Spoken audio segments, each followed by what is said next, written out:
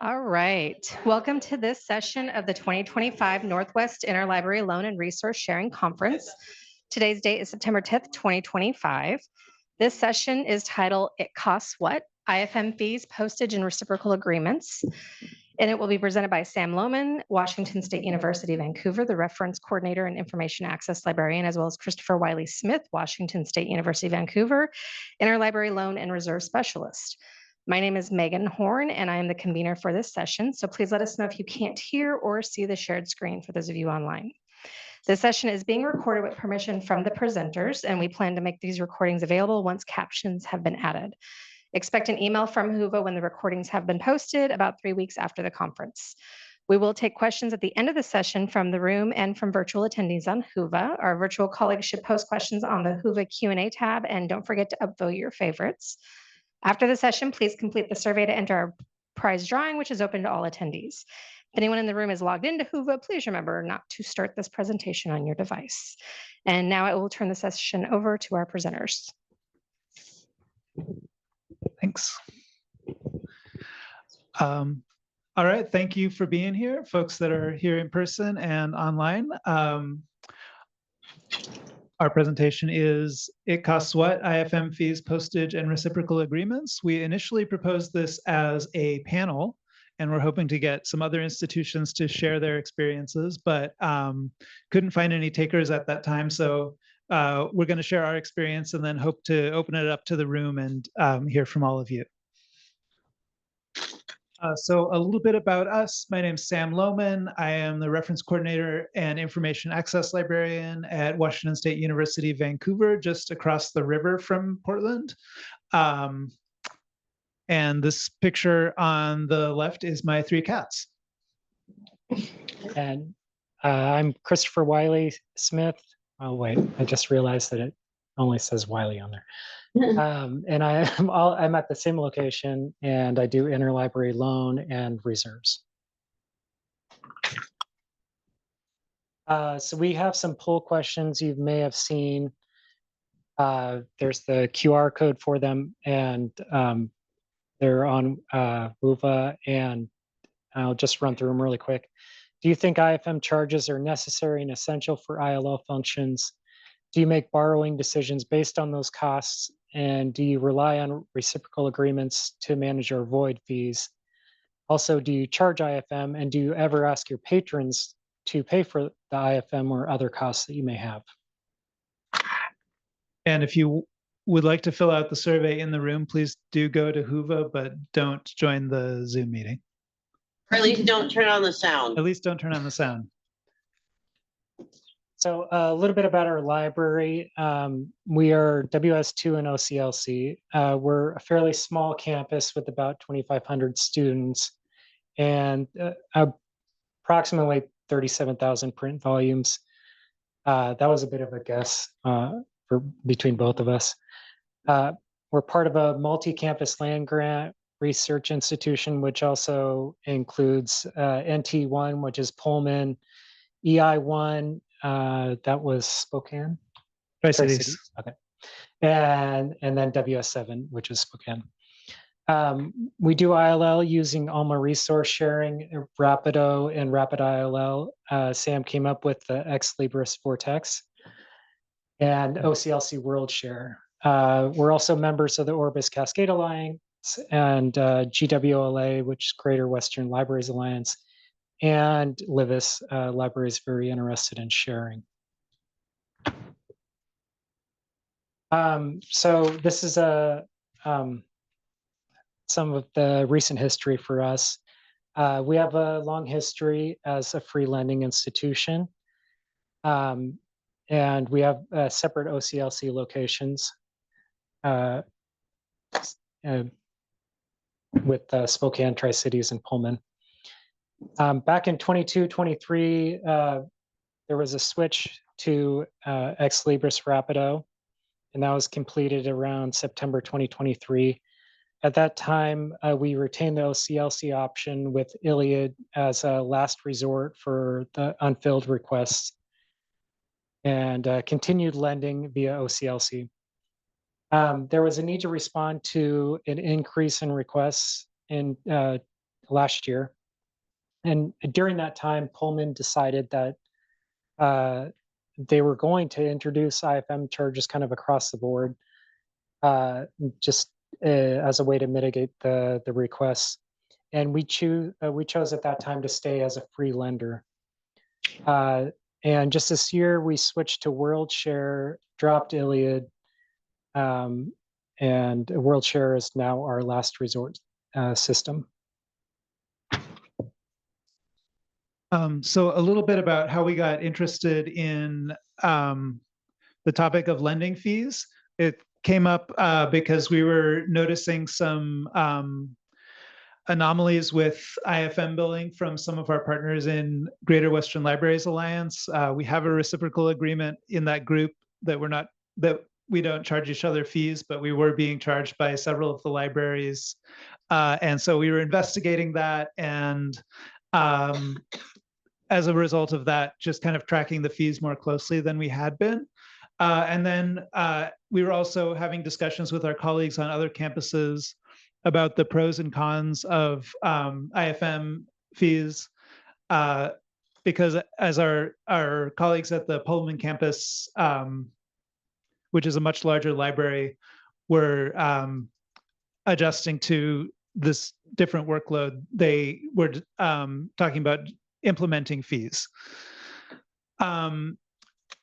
At all of our campuses, we were evaluating the effects of implementing Rapido as our main ILL system, and thinking about different kinds of costs was part of that.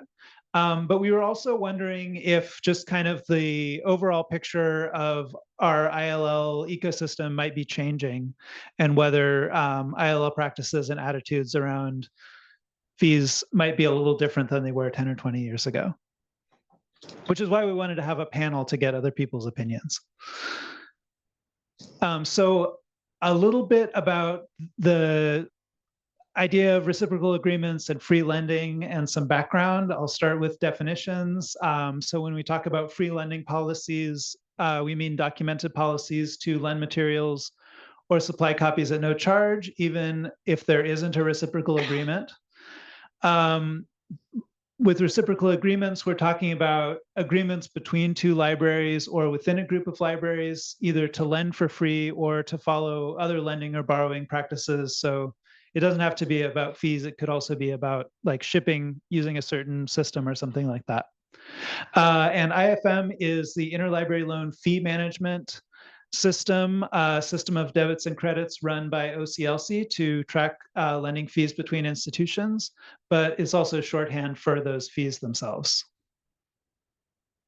So a little bit about the history of interlibrary loan fees, going from free to fee maybe, or fee to free and then back to fee.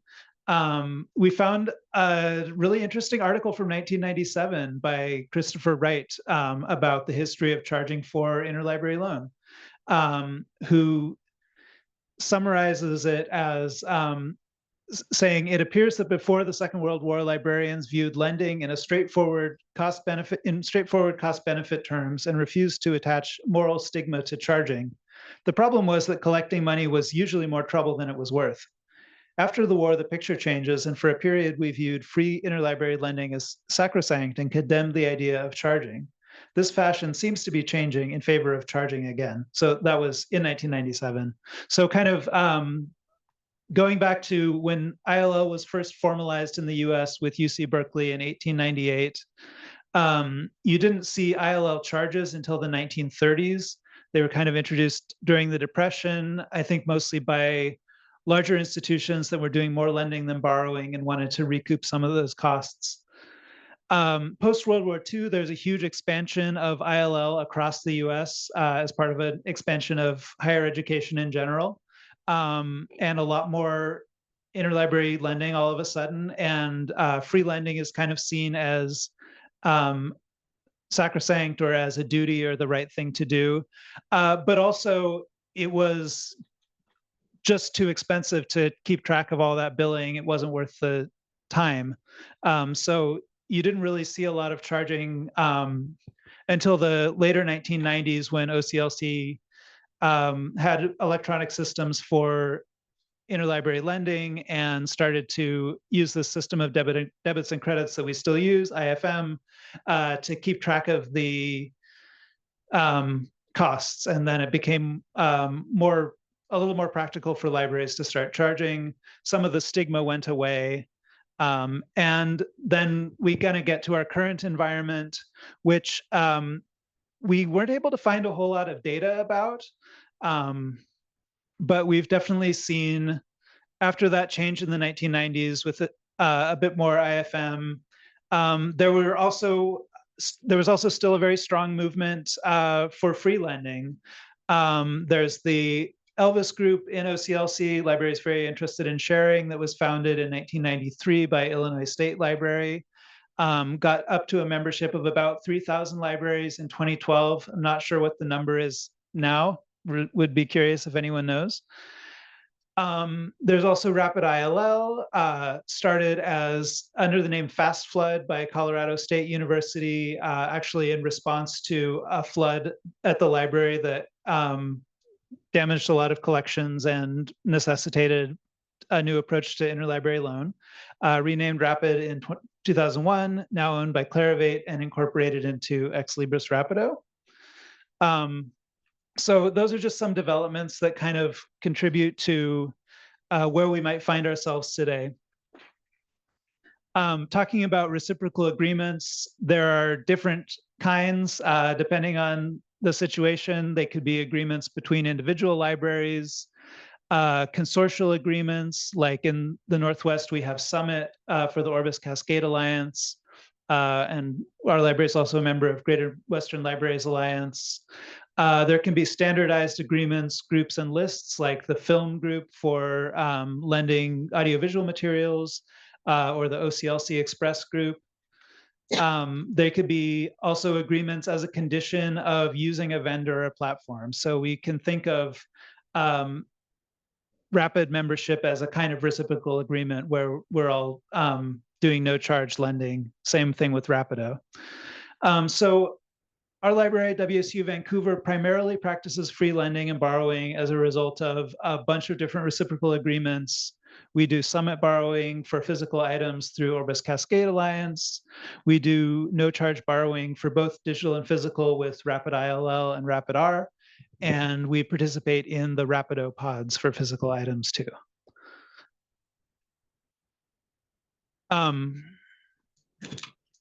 So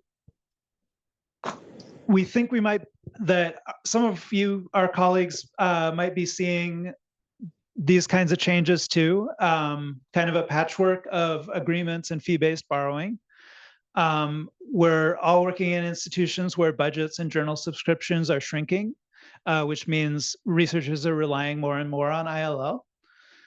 Rapido and Rapid networks are growing and creating new groups of reciprocal lenders. OCLC lending remains vital, certainly for us, but it's not the only game in town. And like we said, our main ILL system now is that Alma Rapido Rapid vortex of Ex Libris, but we still do use OCLC as well. So questions that we haven't been able to answer yet that we're wondering is, free lending still viewed in the same way that it was in the past, and our IFM charges overall increasing? So I know this is, we're talking to our peers, so much of this information is going to be familiar to all of you. But just to recap, so basically what we know of charges in the ILL world. And this is just a framing question. Why do some libraries charge for ILL lending? And how do we make informed, sustainable choices? So our goals with ILL are, I'm sure most of you would agree with this: access to materials for users, low overhead, cost effectiveness, providing equitable and fair lending across the system, and with that we need the infrastructure, like utilizing ex libris rapido like we do, or OCLC, for example. And in the process of doing that, trying to avoid depending on any one institution. And as Sam said, it's not when you do apply a fee, it's not like there's one type of fee that fits all types of lending and borrowing. So when charging for fees, these are some of the things that you'll see. It's to recover postage and packaging and courier fees, compensating for the staff time that's involved, and paying for participation costs, and then also balancing the net lender, net borrower disparities. And as with our colleagues in Pullman, deterring non-essential and or repeat requests. They experienced in 2023 the increase when we switched to Rapid. I mean, all of WSU did, but they were the ones that were hit. And I think that factored into their decision to start charging. These are all the components that we have listed for that factor into charges, which is somewhat of a repeat of what you saw on the last slide: the shipping, the staff time, the packaging, the licensing, overhead, and the general IFM charges. When we go about recovering cost, IFM allows us to bill borrowers automatically, which eliminates that more trouble than it's worth mentality that was present in the 80s and 90s. And it also allows you to set the charge rate, whether that be $10, $15, $20. Sometimes it goes up to $100 for some institutions. The max cost field allows you to set a ceiling, and the reimbursement is handled through OCLC with IFM. One tool that we found that we don't necessarily use, but it is something that breaks the longhand of when you're trying to find the cost per transaction, is the OCLC ILL cost calculator, and it breaks down the per transaction costs. It allows for assessment and justification in comparisons with other institutions, and can help inform the fee structure and budget allocation. This is an example of what that looks like. You see all this. Anytime you click on it, it does the report right then with the information that you've entered into it. As you can see, the disclaimer on the left, we haven't tried it yet, but these are what the results look like. As of yesterday, that there were 5 libraries that had reported on there. This is an example of our WSU Vancouver's IFM costs for the last 4 years, back to 2021. So coming out of the pandemic, there some of the 2022, there is that spike that is from August through October or through November, and there was also early in 2023. The colors show up a bit weird here. Anyways, when we introduced Rapido, it gradually flatlined under $200 pretty consistently because of that that agreement, that the free lending that goes on within there, and the decrease in requests that are being pushed over to World Share. I think so. We're going to get back to our questions now, since we had a panel in mind to begin with. We came into this with a lot more questions than answers. So just to get things going, these are some of the questions that we introduced And we'd like to open it up to all of you. Yeah, and I think while you're thinking about that, we also want to look at the polls Did I from skip Huva over just to see what responses we got. So for the first question, do you think IFM charges are necessary and essential for ILL functions? We've got 55% yes, 35% no, or 45% no. Do you make borrowing decisions based on IFM costs? We've got a lot of people, 76% saying yes, they do. Do you rely on reciprocal agreements to manage or avoid fees? Kind of like we expected, 83% saying yes, they do. And then does your library charge IFM? It looks like we've got a 65% yes on that, which that's higher than I would have guessed. And does your library ever ask patrons to pay for IFM or other costs? Just a small minority saying yes, 20%. So a lot of libraries charging IFM, a lot of libraries relying on reciprocal agreements and making decisions based on what those IFM charges are, but not very many passing the cost on to patrons.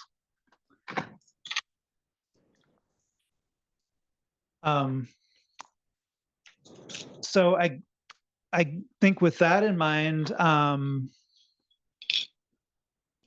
want to open it up to all of you to share what questions you have or what are your thoughts on these questions about charging. It looks like we've got oh, fantastic.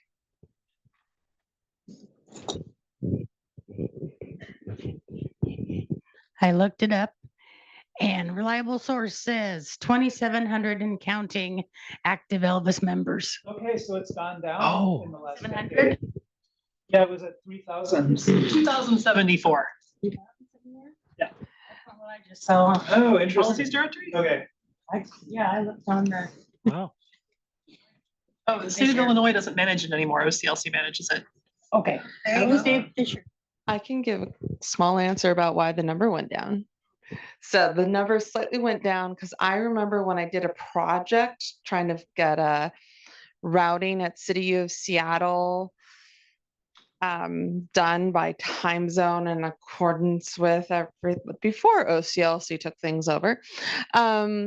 We discovered that a lot of the libraries listed were no longer in existence, or their libraries didn't exist or anything. So the number went down from 3,000 because they just didn't, yeah, or they were combined with other, like symbols got combined and stuff like that.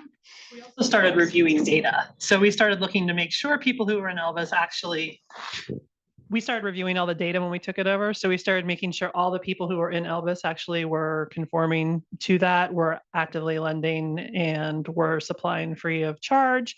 And for those who weren't, they were removed. And we also made it easier to join Elvis, because that was the other thing, the state of Illinois, because it was a great grassroots idea, but it got like bigger than they ever expected it to pretty quickly. So having them process the agreements and then have to contact OCLC to get things added, we sort of took them out of the middle, and they were happy to let us do that. So now it's easier for people to join Elvis too, which is great. So if anyone here wants to join Elvis, send OCLC support a message and we can get you added probably within the day or two. Yeah.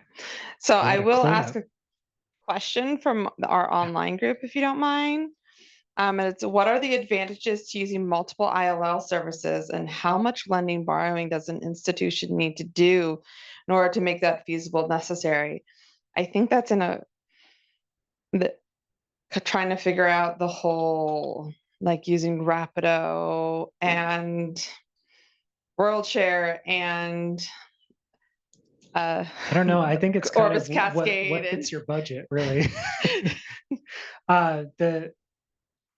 I've been with a few institutions now, and my experience is that I don't know, there's the local, and then there's the broad aspects of ILL. And if you can get away with, like if we could get away with just using the summit institutions to provide, that would be great. But it's just not the reality, and you need something stacked on top of that. So I feel like it's a bit of a treat now, being able to utilize WorldShare and have Rapido, but it's not essential. I mean, in the past, it's only been those two options at every other place that I've been.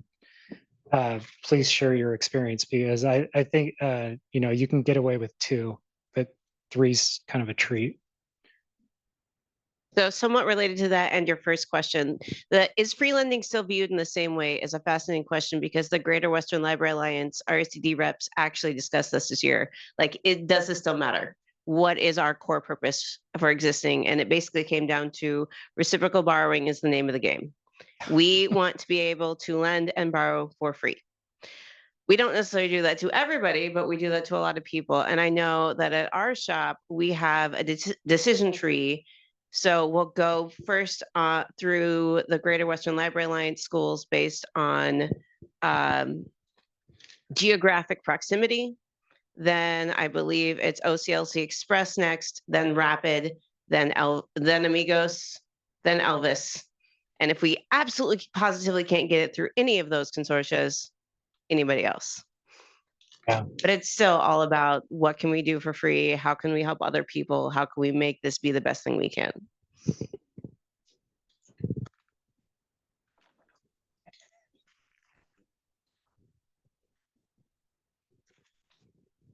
Hello. I think this is a very cool topic, and it's something that doesn't get talked about a ton. And for context, I work at a library that's part of Elvis. We lend for free. And I'm not entirely sure what our ILL budget is, which is it's a good question for me to consider. I'm not sure what our monthly postage budget is. We have occasionally shipped internationally for free, which costs us upwards of sometimes $100 if we're sending far enough. And we just kind of eat that cost, which is not possible for everybody. And I'm not entirely sure how much the director of our library knows how much the international ones cost. But yeah, so we're being so generous. And then on top of that, we will also try to borrow for free as much as we can. We're part of Elvis. I've mentioned that. I changed our notes to be like, we're part of Elvis and reciprocal borrowing. And I don't know if it changed how much we're being charged, but we have a cap at $30 for how much we will pay. And then if somebody requests something that's much more expensive, we will sometimes run that by administration. And recently our month was looking really good. I was getting everything for free. And then a faculty member wanted a student thesis from Harvard, and that ran us $135. And it was just, it's good to see the breakdown. I would love to see the breakdown on that, because it was a per page kind of thing and not like a manual labor. So yeah, I don't know if that helped answer anything, but these are the things in my brain. I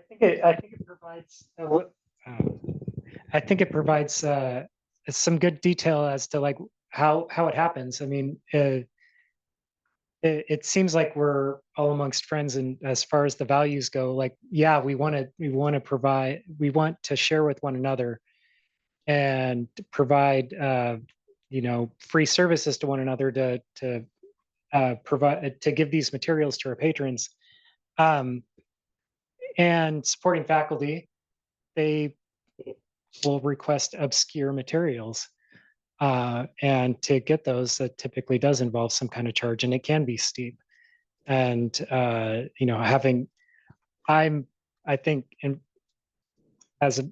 still stuck in the 80s and 90s where it's it's more trouble than it's worth. And I wanted to stay with free stuff. But the reality is that we do need to charge sometimes, and just coming to grips with that reality it can be tough. But that's a good example of where you can, you do need to have some means to provide those materials to support faculty and support students that are trying to finish their grad papers or a thesis. And it's good to have the means to do that when it's necessary. I'm going to pose an online question, and it might be a simple one, maybe not. If you're able to discuss, why did WSU Vancouver stop participating in DocLine? Was it one of the changes or anything like that? I could discuss that a little bit. Yeah. So we stopped participating in DocLine during the transition to Rapido from Iliad. Partly because a staff member was getting ready to retire, and partly because of being kind of overwhelmed with all the details of that transition. And then just kind of evaluating what was going on with our ILL borrowing and lending, what our patrons were needing. It didn't feel like it was worth the trouble for us, because we're a really small office. Yeah, so that's my honest answer for the Vancouver perspective. Yeah.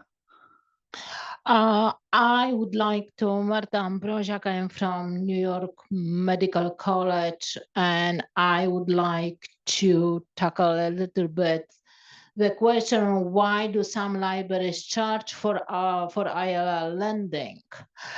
And it's interesting because as I said, why do I charge for ILL lending? And it's not, we do have a lot of reciprocal agreements. We love reciprocal agreements, but we do also charge for ILL. If you charge us, we charge you. And the reason for that is, honestly, it doesn't offset anything. Maybe I can send the package from my cost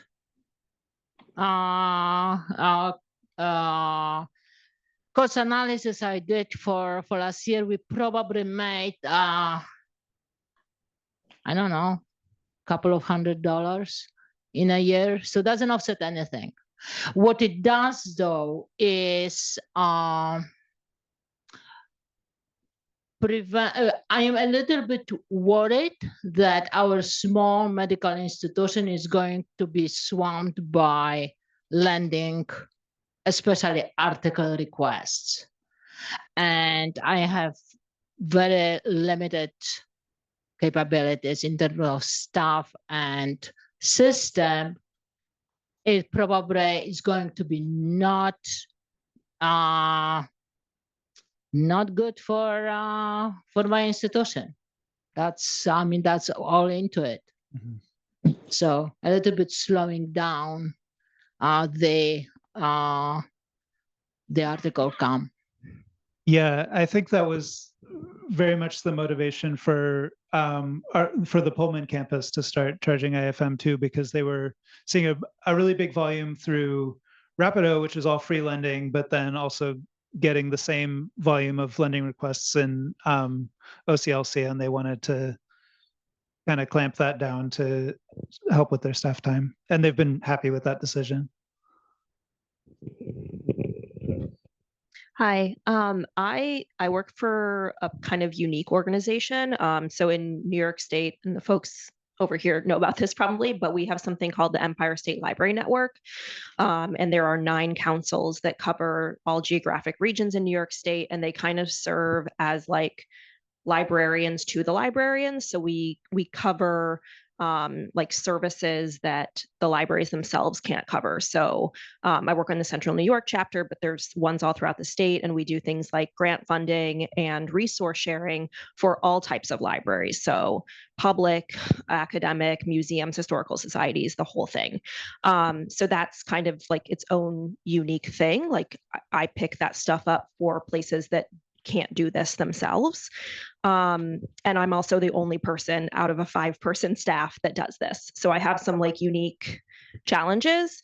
But I think it's interesting hearing about kind of like the decision trees that other people have, because it's really similar to my personal decision tree, which is what can we get for as little as possible? How can we meet as many needs as possible with essentially a non-existent budget? Like our budget is, hey, you know, if we need this money, we can try to make an argument for it, essentially.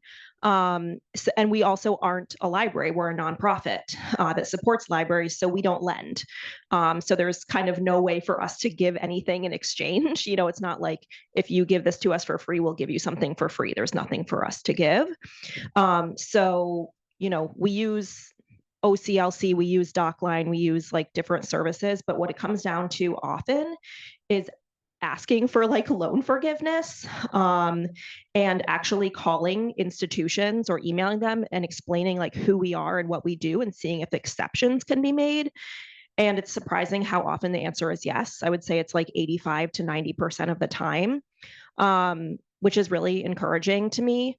Once in a while, if the answer is no, we can cover the fee with like grant funding. Like we have grant funding for medical institutions and repositories. So, you know, sometimes somebody will request an article that's like, you know, psychology related. And we're like, this is medical, like psychology is medicine, you know, we can kind of, you know, make it work. But once in a while, if it's something really expensive, like somebody was talking about like a Harvard, like a dissertation from Harvard or something, and we do get things like that, then we will ask the member library to cover it if it's like really excessive. And typically we are able to get that covered from the members because we do so much for them for free. And we can do that when they wouldn't be able to actually have any access to ILL at all. So just wanted to share kind of a unique, weird perspective on a different type of organization in ILL. Thank you. What's the name of your organization? So I work for the Central New York Library Resources Council, but there's 9 of those councils in the state of New York, and together they are the Empire State Library Network. Great, thanks. There's a question over here. Thank you. Right behind you. See something? So I'm also out of New York. And so I guess I just wanted to share some stuff that's been going on with us at the University of Albany. And I just pulled up my email to double check. This past fiscal year, which ended June 30th, we had a $33,000 budget for shipping costs. And in April, we had exceeded that. Oh. And so we try to ship as much as we can with our New York State libraries through our courier system. That's just like a flat rate per year. But obviously we can't get everything from the other SUNYs or other New York State libraries. So we had a policy with Rapid. Anything with Rapid returnables, we shipped FedEx. When we switched to, started doing a lot of Alma resource sharing, and we increased the number of lenders and we had with Alma, all of those libraries we set as, all right, we're shipping FedEx. And that it just blew our budget, clearly. Mm-hmm. And I got an email from somebody saying, what's going on with your shipping? Like, I have no idea. I contact the mailroom, like, hey, can you give us some numbers on what's going on with our FedEx? Like, what's it cost to ship a package? Well, we can tell you what it costs you a month, but we can't tell you what it costs per package. I'm like, well, we need to know what it costs per package. And we ship a lot of international. So what's it cost to ship an international package? Well, we can tell you what it costs per month to ship through FedEx. I'm like, well, that's not helpful.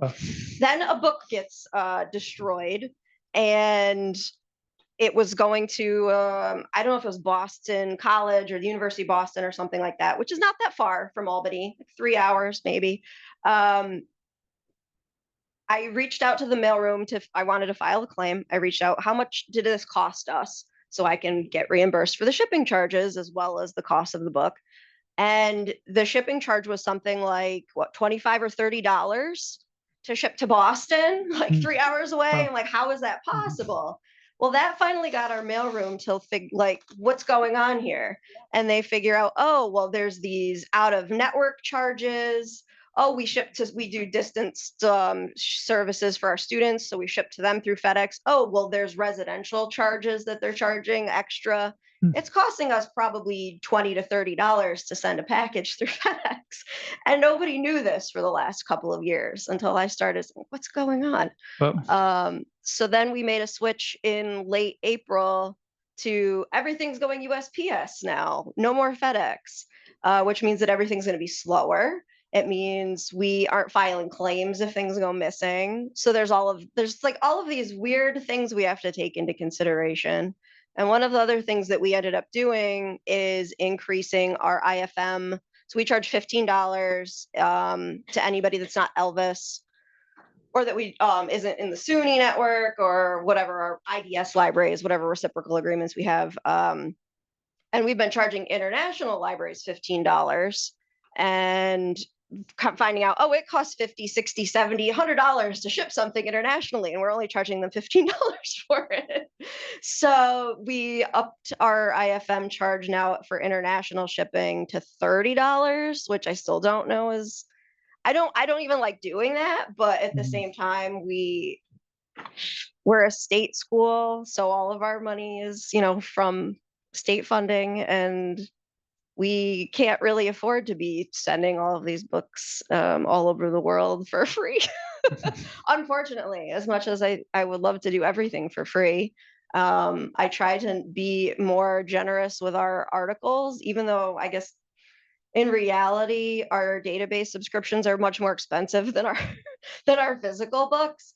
But if we get a request for something from a library and they can't pay by IFM, I'll just, here's the article, don't worry about it. Nobody needs to know.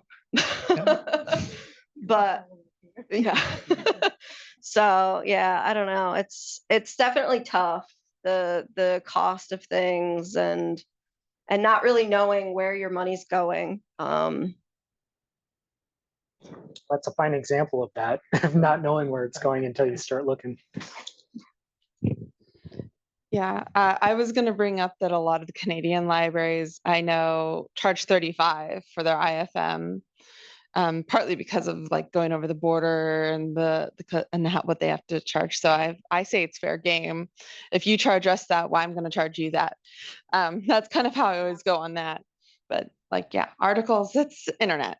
It also, I think your example brings to light like the importance of communicating with mailrooms. Like, that's a whole side topic, like, because there's so many different experiences of like just ILL departments and trying to coordinate and cooperate with the mailroom and having various difficulties. We should have a joint ILL and mailroom conference. I really wish we would have like someone do like we would get like a mailroom person to do a presentation. Yeah. But I also wanted to bring up that there was a really good conversation in the session chat about how the using IFM to pay like lost book charges and damages charges, just as you were talking about our IFM charges increasing or anything. Yeah. There's another purpose for IFM besides just, hey, lend this to me. We also use it charge back, because who's ever had 6 months to get paid by another institution for something damaged, and then the money doesn't even go back to your department?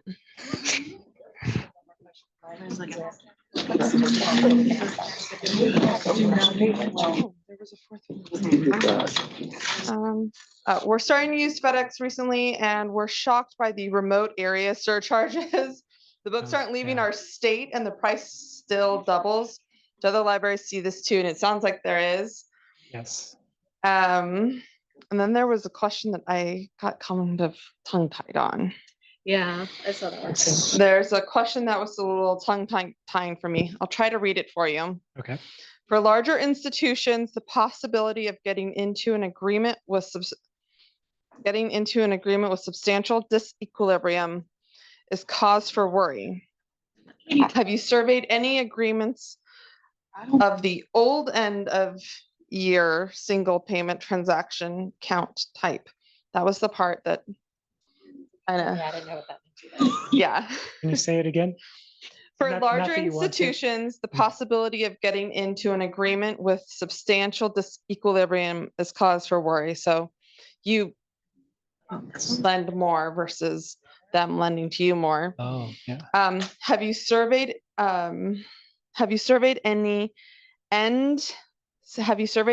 agreements of the old end of, I think they may be trying to edit. Now it's just starting to disappear. So I don't know what just happened. Oh, there. Have you surveyed any agreements of the old end of year single payment transaction count type? UCs and CSUs used to do this in the 90s.